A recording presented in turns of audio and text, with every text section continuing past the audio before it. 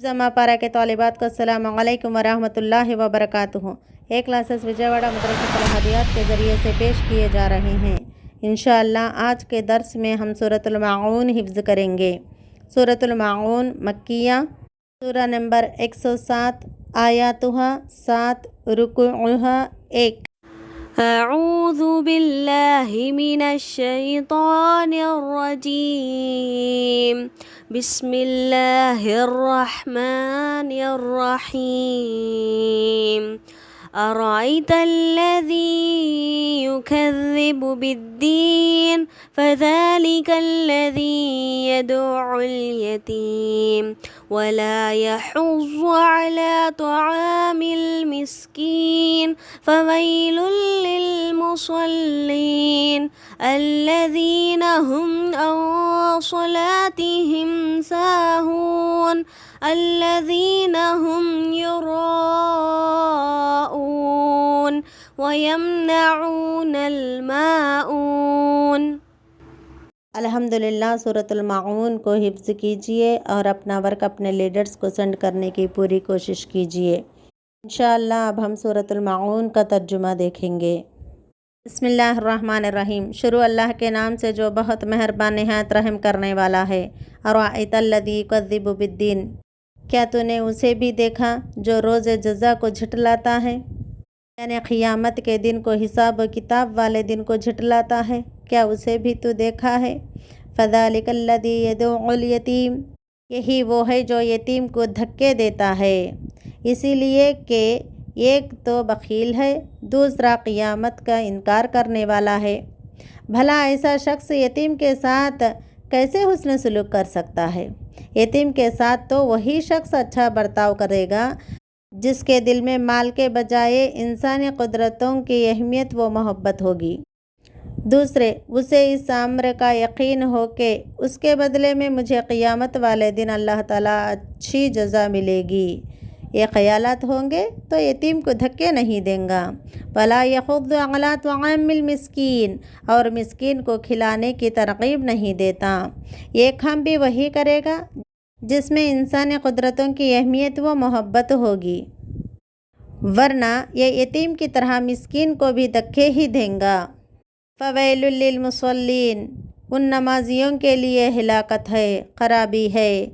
अल्लज़ीना हुम अन सलातिहिम साहून, जो अपनी नमाज़ें गाफिल हैं। इससे वो लोग मुराद हैं जो नमाज पढ़ते ही नहीं हैं, या पहले पढ़ते रहे हैं फिर सुस्त हो गए, या नमाज को उसके अपने मसनून वक्त में नहीं पढ़ते, जब जी चाहे पढ़ लेते हैं, या ताख़ीर यानी देर से पढ़ लेते हैं।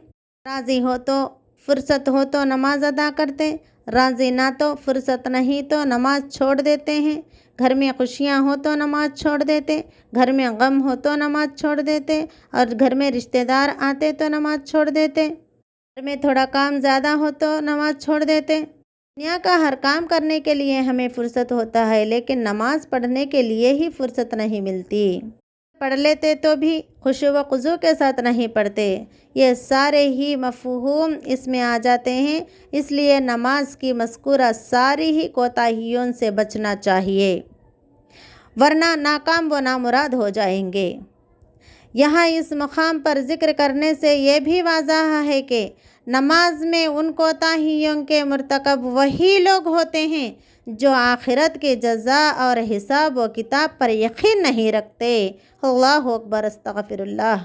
ऐ अल्लाह आखिरत के हिसाब व किताब के यकीन रखते हुए खुशू खुज़ू के साथ नमाज़ पढ़ने वालों में शामिल कर दे। इसीलिए मुनाफिकीन की एक सिफ़त ये भी बयान की गई है, वइज़ा क़ामू इला स्सलाति क़ामू कुसाला युराऊन अन्नास वला यज़्कुरूनल्लाह इल्ला क़लीला। और जब वो नमाज के लिए खड़े होते हैं तो सुस्ती के साथ नमाज के लिए खड़े हो जाते हैं, लोगों को दिखावा करते हैं और अल्लाह को याद नहीं करते, मगर बहुत कम याद करते हैं। अल्लाहु अकबर, कहीं हम इन लोगों में शामिल नहीं हैं। एक बार अपने आप को जांच पड़ताल कर लें और खुशू व खुज़ू के साथ नमाज पढ़ने वाले बन जाएं और आखिरत के लिए तैयारी करने वाले बन जाएं। कि रसूल सल्लल्लाहु अलैहि वसल्लम ने फरमाया, मुनाफिकीन और मोमिन में हद फासिल तर्क नमाज ही होती है। نماز کو ترک کر دیا وہ منافقین میں شامل ہو گیا۔ اللہ اکبر۔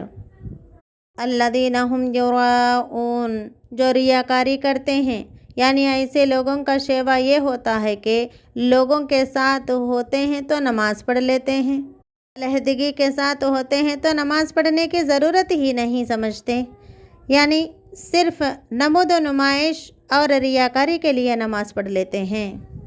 وَيَمْنَعُونَ الْمَاعُونَ، اور برتنے کی عام چیز روکتے ہیں، گھروں میں برتنے والی چیزیں جو پڑوسی ایک دوسرے سے مانگ لیتے ہیں۔ مطلب یہ ہوا کہ گھریلو استعمال کی چیزیں جیسے سوئی، دھاگا وغیرہ وغیرہ ایسی چیزیں دینا یہ اچھی صفت ہے، اور ان کے برعکس بخل اور کنجوسی برتنا یہ منکرین قیامت ہی کے شیوا ہوتا ہے، یعنی قیامت کو انکار کرنے والوں کا طریقہ ہوتا ہے۔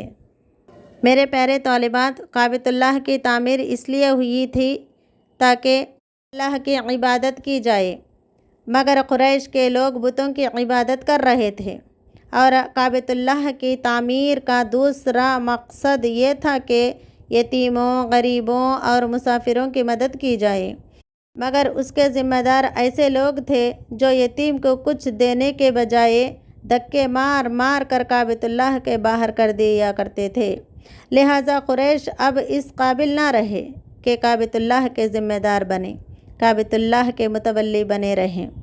ابو لہب سردار قریش کعبۃ اللہ کا متولی تھا، بت پرست تھا، یتیم کو دھکے دیتا تھا، اس لیے اللہ چاہتا ہے کہ بت پرستیوں سے یہ عہد چھین کر مسلمانوں کے حوالے کیا جائے۔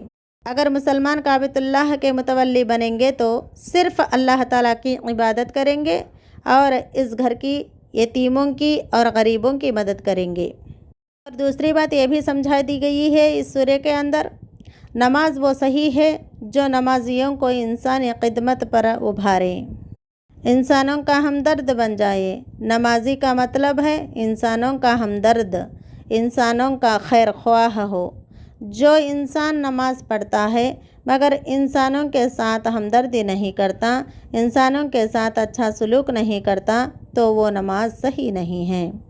مشرکین کی نماز، منافقین کی نماز ایسی تھی کہ جب ان سے کوئی معمولی ضرورت کی چیزیں مانگتا تو کہہ دیتے کہ ہمارے پاس نہیں ہیں، یعنی ان کے دلوں میں تھوڑی سی ہمدردی بھی نہ تھی، لہٰذا ان کی نماز بیکار ہے۔